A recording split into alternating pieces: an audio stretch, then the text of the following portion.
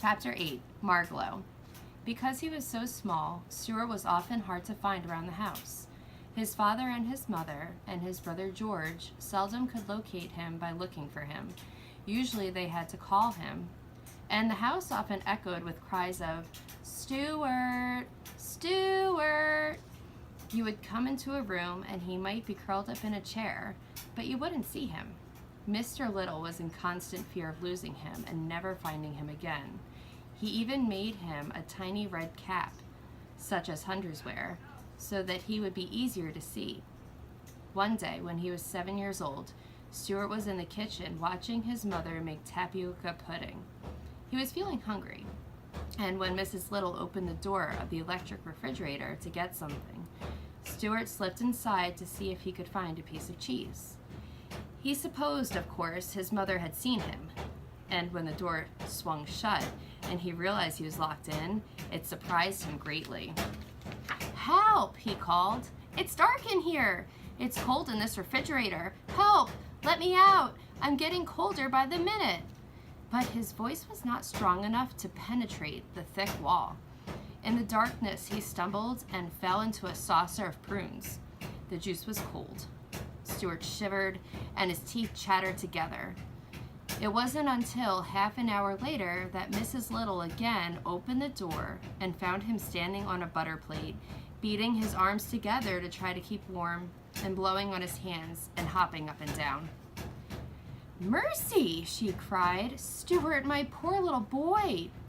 "How about a nip of brandy?" said Stuart. "I'm chilled to the bone." But his mother made him some hot broth instead and put him to bed in his cigarette box with a doll's hot water bottle against his feet. Even so, Stuart caught a bad cold, and this turned into bronchitis, and Stuart had to stay in bed for almost 2 weeks. During his illness, the other members of the family were extremely kind to Stuart. Mrs. Little played tic-tac-toe with him. George made him a soap bubble pipe and a bow and arrow. Mr. Little made him a pair of ice skates out of 2 paper clips. One cold afternoon, Mrs. Little was shaking her dust cloth out the window when she noticed a small bird lying on the windowsill, apparently dead. She brought it in and put it near the radiator, and in a short while it fluttered its wings and opened its eyes. It was a pretty little hen bird, brown, with a streak of yellow on her breast. The Littles didn't agree on what kind of bird she was. "She's a wall-eyed viro," said George scientifically. It could be vireo. I'm not sure if it's viro or vireo. "I think she's more like a young wren," said Mr. Little. Anyway, they fixed a place for her in the living room and fed her and gave her a cup of water. Soon she felt much better and went hopping around the house, examining everything with the greatest care and interest. Presently, she hopped upstairs and into Stuart's room, where he was lying in bed. "Hello," said Stuart. "Who are you? Where did you come from?" "My name is Margalo," said the bird softly in a musical voice. "I come from fields once tall with wheat, from pastures deep in fern and thistle. I come from vales of meadows sweet, and I love to whistle." Stuart sat bolt upright in bed. "Say that again," he said. "I can't," replied Margalo. "I have a sore throat." "So have I," said Stuart. "I've got bronchitis. You better not get too near me. You might catch it." "I'll stay right here by the door," said Margalo.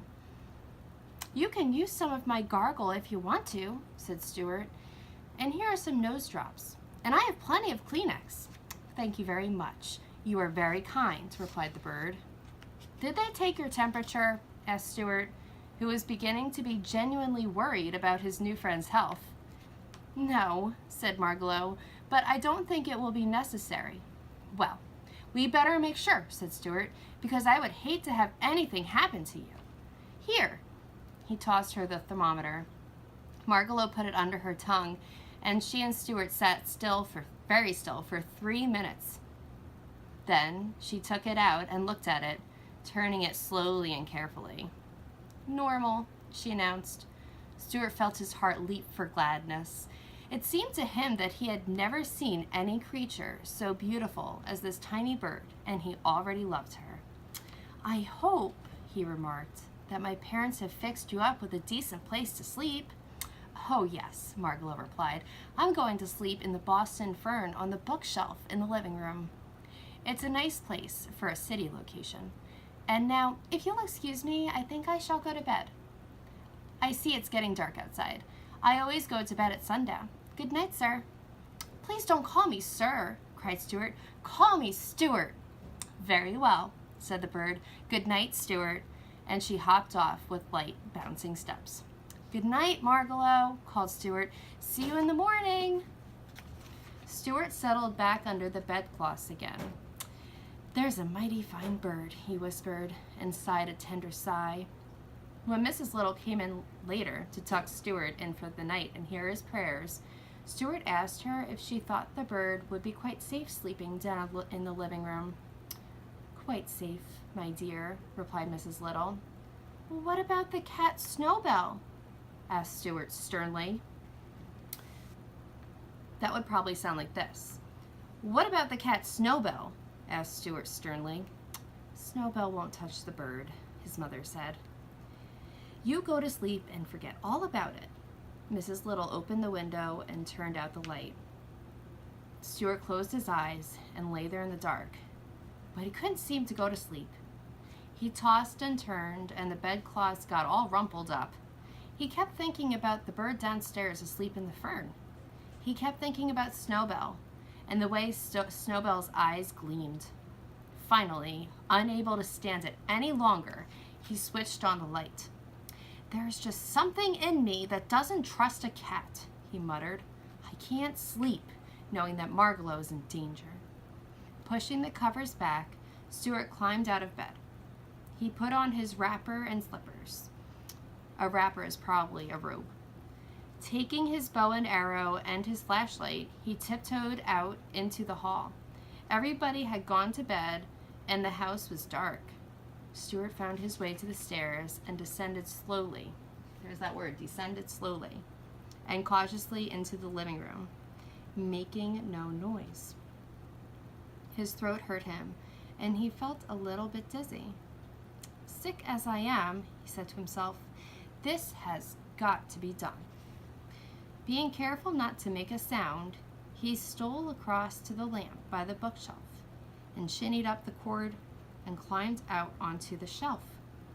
There was a faint ray of light from the street lamp outside, and Stuart could dimly see Margalo asleep in the fern, her head tucked under her wing. "Sleep dwell upon thine eyes, peace in thy breast," he whispered, repeating a speech he had heard in the movies. Then he hid behind a candlestick and waited, listening and watching. For half an hour he saw nothing, heard nothing but the faint ruffle of Margalo's wings when she stirred in dream. The clock struck 10 loudly, and before the sound of the last stroke had died away, Stuart saw two gleaming yellow eyes peering out from behind the sofa. "So," thought Stuart, "I guess there's going to be something doing after all." He reached for his bow and arrow. The eyes came nearer. Stuart was frightened, but he was a brave mouse, even when he had a sore throat. He placed the arrow against the cord of the bow and waited. Snowbell crept softly toward the bookshelf and climbed noiselessly up into the chair within easy reach of the Boston Fern where Margalo was asleep. Then he crouched, ready to spring. His tail waved back and forth. His eyes gleamed bright. Stuart decided the time had come. He stepped out from behind the candlestick, knelt down, bent his bow, and took careful aim at Snowbell's left ear, which was the nearest to him. "This is the finest thing I have ever done," thought Stuart, and he shot the bow straight into the cat's ear.